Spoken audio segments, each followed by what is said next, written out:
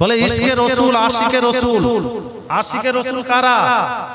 বলে যারা ডিজে বাজিয়ে গান বাজনা করে এরা হলো আশিকে রসুল। তাই তো নাকি? কথা বলে না? আশিকে রসুল এরা। আমি আজকে আস্তে আস্তে চেঙ্গাইলে দেখলাম জশ্নে জুলুস বের করিয়েছে। কি বের করিয়েছে? এক কথা বলতে হবে আপনারা। আমি কি, আমার কথা খারাপ লাগছে নাকি? তাহলে কথা বলবো না। জশ্নে জুলুস বের করিয়েছে। এই জশ্নে জুলুসে দেখলাম ডিজে বাজাচ্ছে। কি বাজাচ্ছে? ডিজে বাজাচ্ছে বিট। ওরে আল্লাহ, যে মানুষের কান ভালো থাকবে সে বোবা হয়ে যাবে, আর কোন মানুষের যদি হার্টের প্রবলেম থাকে সে হার্টে করবে।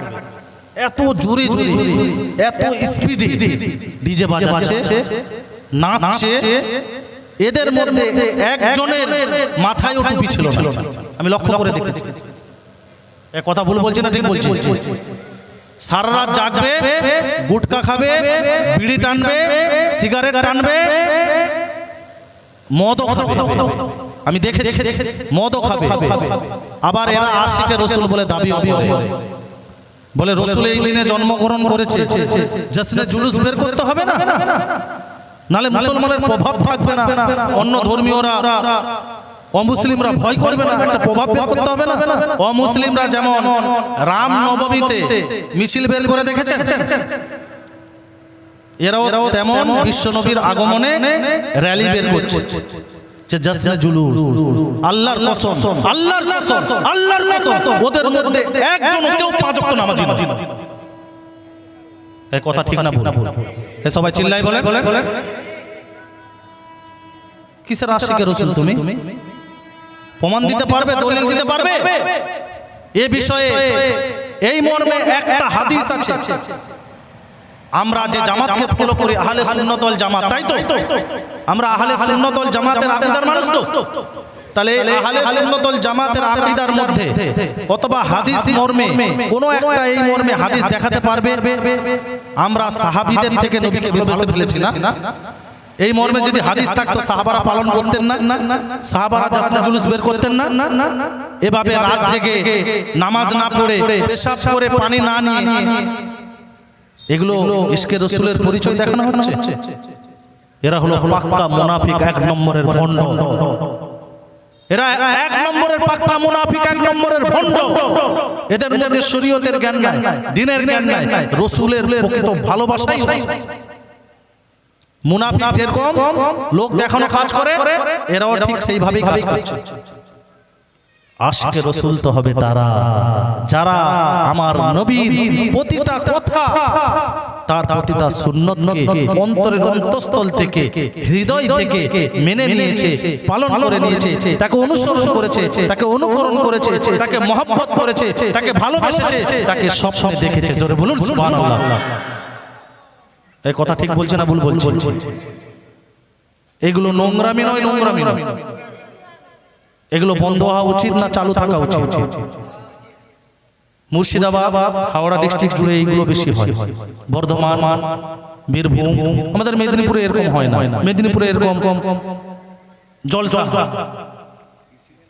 কিছু অত হয় না। আমি তো জানি, আমি তো মেদিনীপুরের বাসিন্দা। যাই হোক, এটা সম্পূর্ণ রূপে নাজায়েজ, হারাম। রসুলের নাম হচ্ছে আর সেখানে ডিজে বাজছে। আরে মুসলমান কোন জায়গায় পৌঁছে গেছে? এরকম করা যদি জায়েজ থাকতো, আমরা যে আলেম হয়ে আপনাদেরকে জলসা করছি, আপনাদের সামনে ওয়াজ নসিহত করছি, আপনাদেরকে বলতাম না যে এরকম করা জায়েজ আছে, আপনারা করুন? আমরা বলতাম। এগুলো নোংরা, এগুলো চারিত্রিক দিক নয়, অসৎ আচরণ, অশ্লীল কর্মকাণ্ড, এগুলো থেকে প্রত্যেকটা মুসলমানকে বিরত থাকা উচিত। মুসলমানকে বোঝা উচিত যেগুলো আমার রসুলের তরিকা নয়, আমার রসুলের সুন্নত নয়। রসুল যেটা আমাদেরকে বলে দিয়ে গেছেন ওটাই হলো ইসলাম, ওটাই হলো দ্বীন, ওটাই হলো ধর্ম। ওই কথাগুলো সাহাবায়ে কেরামরা মেনে নিয়েছেন। তাই আল্লাহ রসুল বলেছেন আস-সাহাবিকা কান-নুজুম, আমার প্রত্যেকটা সাহাবা আকাশের নক্ষত্র, আকাশের তারার ন্যায়। তারা নিষ্পাপ, বেগুনাহ, তাদের কোনো গুনাহ নেই। আল্লাহ তাবারক ওয়া তাআলা তাদেরকে গুনাহমুক্ত করে দুনিয়ার জমিন থেকে উঠিয়ে নিয়ে চিরতরে তাদেরকে জান্নাত নসিব করে দিয়েছেন।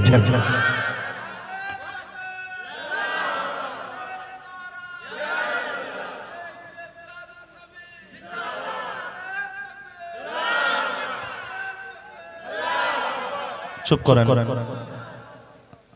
ভাইরা। এই দিন আপনি নবীজির সিরত নিয়ে আলোচনা করেন, নবীজির নামে নবীজির সিরত সুরত নিয়ে আলোচনা করেন, এটা ভালো দিক নয়? এগুলো করবে না তো, কারণ এখানে মদ খেতে পারবে না। এখন এখানে যতগুলো ছেলে বসে আছে, ইয়াং ছেলে, এরা এই মজলিসের ভিতরে, এই দ্বীনি মাহফিলের ভিতরে সিগারেট খেতে পারবে? পারবে না। কিন্তু জশ্নে জুলুসে বের হয়ে সিগারেট খেতে পারবে। এখানে যতগুলো ছেলেগুলো বসে আছে, এরা কেউ গুটকা পান এই মধ্যে এখানে খেতে পারবে? ওখানে খেতে পারবে। মদ খেতে পারবে? ওখানে খেতে পারবে। আসলে বছরে এই সমস্ত নোংরামি করার একটা দিনকে কেন্দ্র করে নিয়েছে। এই দিন নোংরামি করছে, আমার নবীর নামে নোংরামি করছে। এরা হচ্ছে চরম বেয়াদব, চরম ভণ্ড। এদেরকে জুতিয়ে পিটিয়ে রাখা উচিত।